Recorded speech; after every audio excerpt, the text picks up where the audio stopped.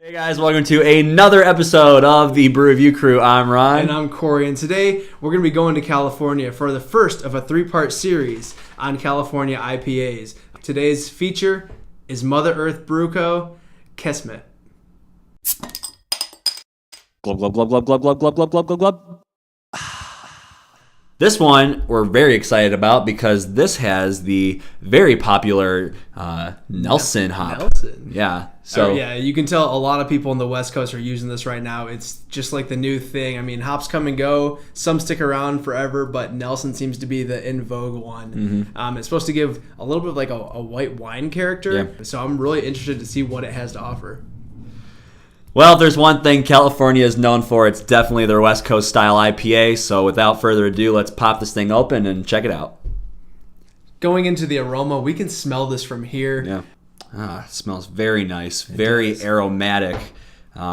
Pretty classic, I think, to the West Coast style. Nice and piney. It reminds me of like caramel. Yeah, there's getting something. some really sweet caramel, like bread. A lot of malt character to it. Yeah, I was gonna say there's something very juicy and sweet about the aroma. Yeah, it's like a pine smell, but something nice and juicy. Kind of reminds me of the aroma on the Deschutes Fresh Squeezed. If you've had that, a very juicy West Coast IPA. Yeah, I'm actually getting a hard time getting the hop aroma, which is weird. Maybe it's a different hop than I'm used to. It's not fruity. So it's got a unique aroma. Yeah, very unique. And it's not onion like pungent onion that you kind of get when have you ever played baseball and there's like onions growing in the dirt? Maybe I just No, Farmtown Smith. All right. Well, no. Well, sometimes in our little league games, you'd be like, "Oh man, onions are out," because in the outfield it smelled like freaking onions. And this is a little bit what it smells like. I mean, it's just a really unique, weird quality. I don't know. One person knows what that smells like. Dare I say a burnt marshmallow to it? Do you get that at all? Dare you? I mean, it's like sweet and caramelized, and I can't say that enough. It's just caramelized with onions, but not caramelized onions, which is strange. Two different things. Two separate. Sweaty socks, onions, and a little bit of dankness. I think this is going to be a delicious beer. Let's try it out. Cheers. I mean, you get the bitterness that comes through at the very end. It definitely gets like the side of your tongue bitterness in the back. But right away, you get a lot of sweetness. There's a late bitter on the tongue, but it actually goes down really smooth. It has bittering qualities to it, but very nicely kind of balanced out there where, yikes, this is pretty drinkable. Yeah, it definitely is. It's pretty atypical of that West Coast style, though. I don't think it finishes very dry. It's very sweet and kind of mouth coating, and yeah, I don't really think it's too dry at all. Yeah.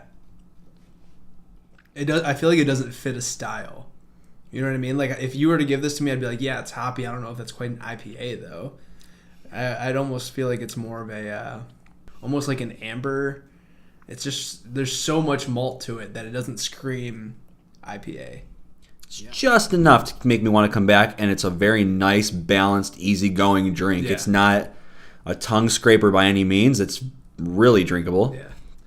Yeah, you're right. Unique flavor, but nothing distinct. I can't pin any flavors down. There's just a nice warming bitter towards the end with just warm flavors. I don't know how else to describe it. Just very sweet, well-rounded, warm, just really nice, but nothing distinct. Yeah, I hear you.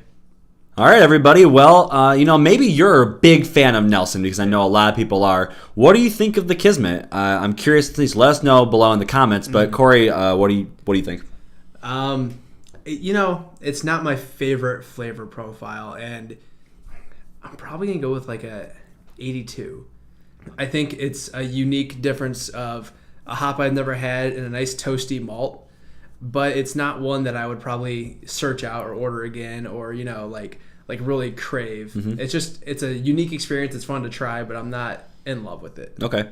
Yeah, I'm going to go just a little bit higher. I think I'm going to go Oh, 85. Okay. I like the flavor. I get the qualities of the malt and the bittering, but it's very well put together, nice, well rounded. Tastes really nice, very drinkable. Just nothing that's memorable. Right. So, okay, everybody, thanks again for watching another episode of the Brew Review Crew. Again, we have to send a shout out to Frank's Eye on Reddit for hooking us up with part 1 of our 3-part California IPA series. So stay tuned for that.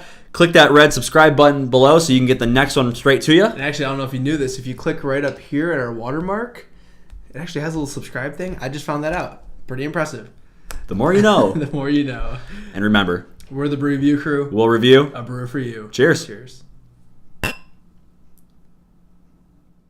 Hey guys, like that review? Click on the video for our previous episode. You want to check out your favorite beer by the style? Click on the logo in the top left corner. Don't forget to like us on Facebook, follow us on Twitter, and subscribe to us on YouTube. Cheers.